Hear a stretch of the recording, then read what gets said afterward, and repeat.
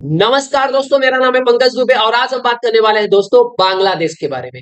दोस्तों खबर ये आ रही है कि बांग्लादेश के अंदर एकदम भयंकर वाला प्रोटेस्ट चालू हो गया है। तो आपके दिमाग में क्वेश्चन आएगा, अरे सर इसके पहले तो प्रोटेस्ट हुआ था, तो शेख हसीना बांग्लादेश छोड़ करके भारत भाग के चली आई थी, अब क्यों हो रहा है? वहां पे इतने समझदार पढ़े लिखे लोग टाइप के लोग देख रहे हो इनको, ये लोग ने प्रोटेस्ट किया था, तो ये लोग वापस से सड़क पर क्यों आ गए हैं? तो इस बार आए हैं ये लोग सड़क पे इनकी वजह से। ये कौन है भाई साहब? ये बांग्लादेश के प्रेसिडेंट है। तो अब इनको हटाना चाहते हैं ये। इन स्टूडेंट्स की मांग ये है, देखिए ये जो प्रेसिडेंट है ये शेख हसीना के करीबी हैं, तो सबको हटाया है तो इनको भी हटा देते हैं। इसके पहले हमने वो सारी एक्टिविटीज की जो एंटी शेख हसीना थी या एंटी इंडिया एक्टिविटीज हमने अच्छे से की। तो हमने सुप्रीम कोर्ट के चीफ जस्टिस को हटा दिया क्योंकि उनका भी कनेक्शन शेख हसीना से था। हमने जितने भी हिंदू टीचर्स है सबको हटा दिया, हमने बहुत सारे कांड किए। ये प्रेसिडेंट कैसे बच गया, इसको भी हटा देते हैं। तो आज हम डिस्कस करने वाले हैं कि अचानक ये प्रेसिडेंट वाला मुद्दा कहां से आ गया। अब यहाँ पे आप देख रहे हो कि बांग्लादेश के जो स्टूडेंट है वो वापस से प्रोटेस्ट कर रहे हैं और बोल रहे हैं जो प्रेसिडेंट मोहम्मद शहाबुद्दीन है उनको रिजाइन कर देना चाहिए और अपने पद से हट जाना चाहिए। तो डिस्कस करते हैं दोस्तों कि अचानक से ये सब जो चीजें हो रही है क्यों हो रही है। अब यहाँ पे देखिए इस तरह से प्रोटेस्ट हो रहा है और आर्मी और पुलिस खड़े होकर के तमाशा देख रही है कि देश किस तरह से बर्बाद होने वाला है। अब यहाँ पे देखिए दोस्तों, जो इस तरह से यहाँ पे प्रोटेस्ट बोलते हैं ना, रुकने का नाम नहीं ले रहा है, उससे ना बोलते हैं ना बांग्लादेश में कोई अच्छी चीज नहीं होने वाली है। बांग्लादेश में यही साबित किया जा रहा है, ये दिखाया जा रहा है भैया कि तुम्हारी कोई बात नहीं सुनता है, बस रोड पे आ जाओ, आग लगा दो।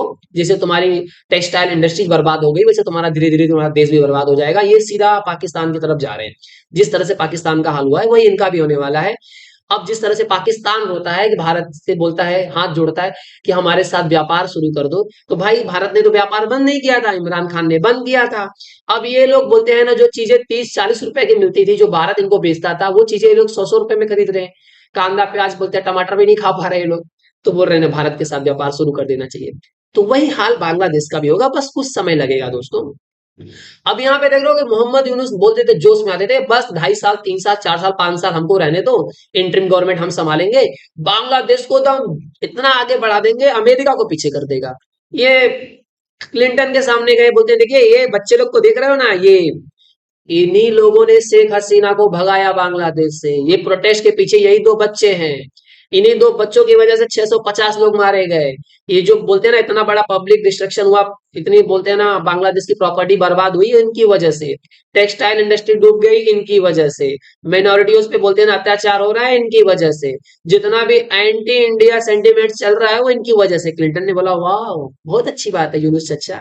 तो यूनुस चचा को तो बोलते हैं ना, अब लगता है कि इनका बोलते हैं ना जो समय है बहुत जल्दी साइड हटने वाले हैं, क्योंकि प्रोटेस्ट बढ़ा है ना, तो ये साइड हटने ही वाले हैं। अब दोस्तों बात कर लेते हैं कि जो करंट सिनेरियो चल रहा है। तो अब ये जो बांग्लादेश के प्रेसिडेंट है, बोला जा रहा है कि भाई साहब इन्होंने झूठ बोला है। ये इन्होंने क्या बोला कि शेख हसीना ने कोई रेजिग्नेशन लेटर नहीं दिया था, उसी से क्या हो गया दोस्तों, विवाद शुरू हो गया है। तो यहाँ पे क्या हुआ दोस्तों, इनका कहना था कि मैंने कई बार उनसे शेख हसीना से बोला भैया अपना रेजिग्नेशन लेटर दे दो, लेकिन वो नहीं दे पाई क्योंकि हो सकता था वो जल्दी में थी और इसलिए भाग के चली गई, तो उन्होंने लेटर मुझे नहीं दिया। हालांकि 5 अगस्त की रात को जब शेख हसीना होते हैं ना बांग्लादेश छोड़ करके भारत आ रही थी, तो उस समय पे समाउद्दीन ने क्या बोला था कि देखिए शेख हसीना ने एक रेजिग्नेशन लेटर दिया है और मैंने रिसीव कर लिया है। अब बाद में इन्होंने बोल दिया प्रेस कॉन्फ्रेंस में कि नहीं उन्होंने तो कोई रिजाइन दिया ही नहीं था। अब ये लोग गुस्सा आ गए, बोलते हैं भैया इन दोनों तो करीबी लोग हैं, शेख हसीना कोई गेम तो नहीं कर रही भाई साहब। अब ये लोग दम बोलते हैं ना दम पगला गए। अब इन्होंने बोला नहीं अब तो प्रेसिडेंट को भी हटाएंगे। अब देखिए दोस्तों ये आसिफ नजरुल, ये जो है लॉ एडवाइजर हैं, इन्होंने क्या बोला कि प्रेसिडेंट ने झूठ बोला है, उन्होंने वायलेट किया है वो ऑफिस का, तो अब क्या करो इनको भी हटाओ, चलो सबको हटाएंगे। अब यहाँ पे बहुत सारे बोलते हैं ना लोग रोड पर आ गए और अपना बोलते हैं ना प्रोटेस्ट चालू हो गया, चलो भैया आग लगाओ फूको नारा मारो ये करो। इन्होंने 5 डिमांड रखी, उसमें से एक डिमांड के बारे में डिस्कस करने वाला हूं मैं। पहली बात तो इन्होंने बोले भैया कि चलो इनको प्रेसिडेंट को हटाओ।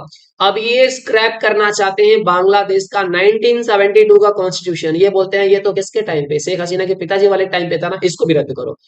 मतलब भाई साहब ये सब देख करके एक चीज तो क्लियर हो रहा है कि बांग्लादेश के अंदर जल्दी कोई शांति नहीं आने वाली। प्रोटेस्ट बोलते हैं ना इतना रहेगा कि जब पूरा बर्बाद हो जाएगा तब जाकर के कहीं प्रोटेस्ट लगता है खत्म होने वाला है। जल्दी आप एक पिक्चर और बोलते हैं ना देखने वाले हो, आने वाली है बांग्लादेश।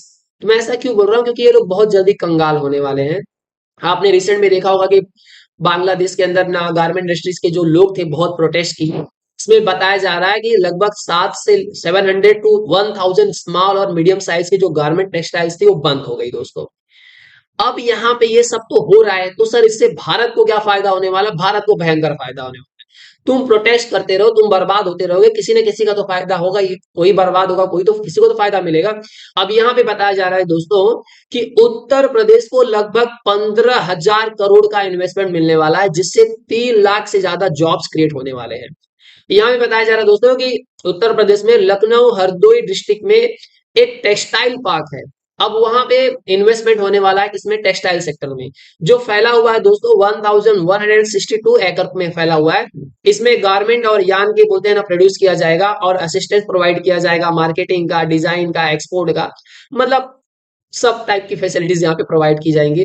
यहाँ पे अच्छा खासा रेलवे नेटवर्क है, वाटर सप्लाई है, वेयर हाउसेज है, training and skill development facilities provide की गई है। तो इसमें बहुत सारी कंपनियों ने इंटरेस्ट दिखाया है। जैसे मैं बात करूं रिलायंस का, अरविंद मिल्स का, वर्धमान का, आहूजा टेक्सटाइल्स, काफी इंटरेस्ट दिखाया भैया हम ये करना चाहते हैं। दोस्तों ये है उत्तर प्रदेश का लघु उद्योग निगम। योगी जी के तो बल्ले बल्ले हैं। तो ओवरऑल इससे कितना फायदा होने वाला है? तो इससे देखिए भारत को बोलते हैं ना बहुत भयंकर फायदा होने वाला है, और भारत की जो टेक्सटाइल इंडस्ट्री है बहुत ज्यादा ग्रोथ करने वाली है, जिससे यह बताया जा रहा है कि 350 बिलियन डॉलर का फायदा होने वाला है भारत को 2030 तक, और जिससे 3.5 करोड़ रुपीस का बोलते हैं 3.5 करोड़ जॉब्स प्रोवाइड होने वाला है लोगों को।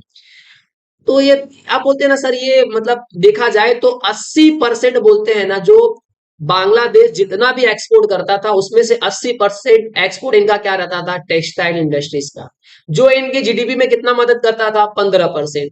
ये लोग क्या करते थे? यूरोपियन यूनियन में, यूनाइटेड स्टेट में, कनाडा में, ऑस्ट्रेलिया और जापान में क्या करते थे? सामान बेचते थे, मतलब ये टेक्सटाइल मतलब कपड़े बेचते थे। अब वो सारा शिफ्टिंग कहाँ पे हो चुका है? इंडिया के अंदर। सारा का सारा माल कहाँ पे आ गया भाई साहब? इंडिया के अंदर। सारे ऑर्डर कहाँ पे आ रहे हैं? इंडिया को मिल रहे हैं। तो अब इससे देख करके एक चीज तो लग रहा है भैया कि तुम लोग बोलते ना इसी तरह से बर्बादी हो, क्योंकि तुम तो ना सुधरने वाले हो। ये जाएंगे तो उसके बाद कोई तुम और प्रोटेस्ट करोगे, वो जाएंगे तो उसके बाद तुम कोई और प्रोटेस्ट करोगे, तो तुम्हारा तो प्रोटेस्ट प्रोटेस्ट करोगे या फायदा हमारा हो जाएगा। तो आई होप से दोस्तों ये पूरा वीडियो आपको पसंद आया होगा। तो दोस्तों अगर वीडियो पसंद आया तो वीडियो को लाइक करके हमारे चैनल को सब्सक्राइब कर लीजिएगा। And thank you so much for watching this video.